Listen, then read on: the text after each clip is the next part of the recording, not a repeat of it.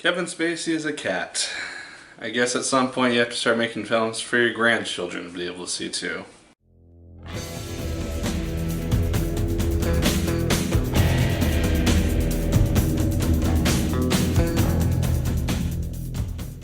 Hello once again, watchers of good movies. My name is Nick Pell and this is once again coming from my apartment. Now today we are going to be talking about the film 9 Lives. Now this is a film which I have not been looking forward to whatsoever since I first saw the trailer for this film in theaters, and it just looked extremely cheesy, and for the most part this film is very cheesy. The dialogue doesn't work for a lot of the movie. It comes across, again, very cheesy. It doesn't really work well with the characters. The plot itself is very predictable for the most part in regards to, oh hey, Kevin Spacey, he's kind of a dick, and he treats his family not the best way. So as a punishment, he gets transformed into a cat by Christopher Walken and has to learn to be a good cat to bring joy to his family in order to get his body back before his body dies.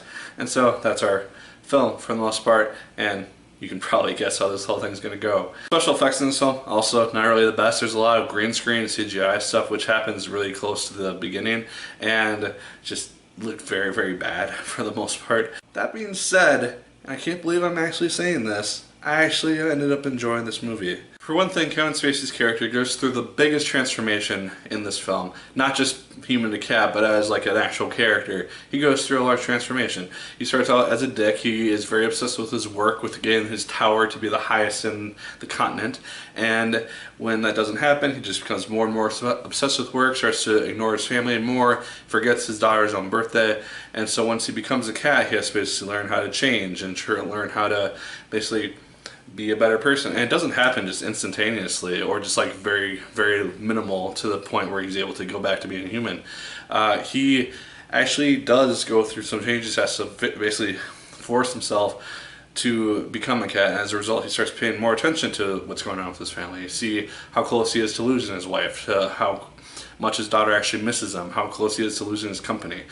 Things of that nature which he just was very blind to before. I really enjoyed that aspect of the film, and I thought that they did his character growth very well in this movie. Also, I laughed a lot more than I was expecting to in this movie. It wasn't just out loud laughs like Bad Moms or anything like that, but I chuckled quite a lot throughout this film, and I was kind of surprised that it made me laugh so much, just because a lot of the jokes were just kind of unexpected, and so they just caught me off guard. I think that's mainly why I laughed. I also had very low expectations going into this film.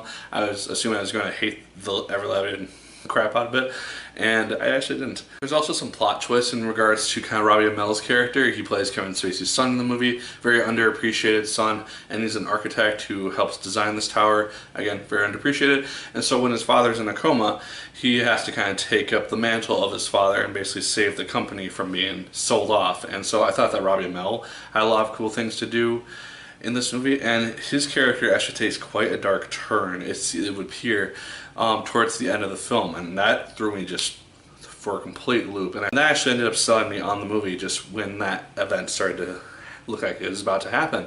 And it's just like, oh, this should be PG-13 actually, just because it takes such a dark turn. I wasn't really expecting it to. There's also good plot twists throughout the film, actually, surprisingly. It kept me engaged throughout the film, just seeing the different things which developed, mainly within the company context. Like, again, you have this rival person within the company trying to sell off Kevin Spacey's business, and you have Robbie Amell basically trying to stop that.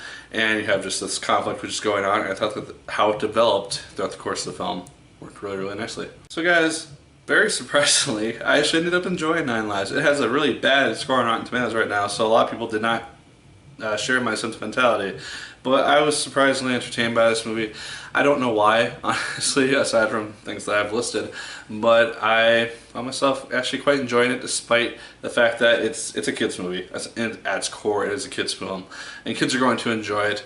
It's about Kevin Spacey as a cat. I thought that he was actually somewhat witty.